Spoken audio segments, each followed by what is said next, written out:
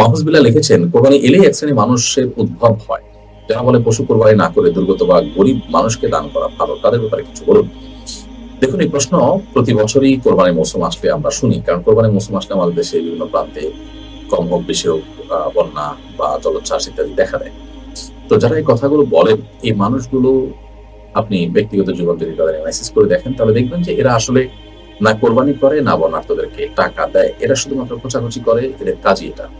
যারা কোরবানি করেন তারা বন্যার্থদেরকেও সহযোগিতা করেন, তারা আবার অন্যান্য দানের যে খাতগুলো আছে সেগুলোতে তারা ঠিকই দান করেন। কারণ যিনি কোরবানি করেন তিনি কিন্তু আল্লাহর নির্দেশ পালনার্থে কোরবানি করেন। আর আল্লাহর নির্দেশ শুধু কোরবানি করা নয়, আল্লাহর নির্দেশ যাকাত দেওয়া, আল্লাহর নির্দেশ মানুষের পাশে দাঁড়ানো। যিনি কোরবানি করেন তার একমাত্র সম্পদ শুধু কোরবানিই থাকে, কোরবানির বাইরেও তার আরো টাকা থাকে। অতএব তিনি কোরবানি করার পাশাপাশি অন্যান্য কাজও করতে পারেন, বরং করেন, এটাই বাস্তবতা। অতএব কোরবানি না করে বন্যার দুর্গতদেরকে টাকা দেওয়ার কথা বলা একেবারেই হাস্যকর একটি দাবি এবং উক্তি। কারণ যিনি কথা বলছেন তিনি নিজে বাসায় ভালো মন্দ কিনছেন, বাজার করছেন, তিনি কেন এটা মনে করছেন না যে আমি এটা না করে বরং আরো খেয়ে থাকি আর আমি এই টাকাগুলো বাঁচিয়ে বন্যার্থদেরকে দিই, সেই কথা তিনি কেন বলেন না? এরপর আসা যাক অন্য একটা পয়েন্টে, যে কোরবানি করার মধ্যে কিন্তু দুস্থ মানুষদের, অভাব মানুষদের সহযোগিতার একটা বিরাট দিক রয়েছে। আমরা জানি দেশের প্রত্যন্ত অঞ্চলে অনেক গরু ছাগল এর খামারি আছেন, অনেক কৃষক আছেন, অনেক চাষি আছেন যারা গরু ছাগল লালন পালন করেন।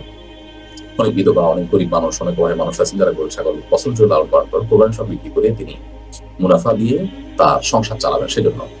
তো এই যে মানুষগুলো কোরবানি করার মাধ্যমে কিন্তু তাদের যে আর্থিক আহ অনটন সেটি দূর করার কাজ করা হয়। অর্থাৎ কোরবানি সারা বছর ধরে অপেক্ষা করা গরিব মানুষদের উপার্জনের একটা বিশাল বড় মাধ্যম। এর বাইরে পুষ্টির অভাবে থাকা মানুষগুলোর পুষ্টির যোগানের একটা বড় লক্ষ্য হলো কোরবানি। এই জন্য এই কোরবানির কোনো বিকল্প আসলে আর কোনোটি হতে পারে না। এজন্য এই কোরবানির বিরোধিতা করা বা কোরবানিকে বন্ধ করার জন্য বা কোরবানি যেন না হয় সেজন্য নানামুখী প্রচারণা করা, এটা এদেশের চিহ্নিত ইসলাম এর দুশ্মন, এই দেশের দুশ্মনদের কর্মকাণ্ড। বিধায় এদের ব্যাপারে আমাদের সাবধান হওয়া দরকার।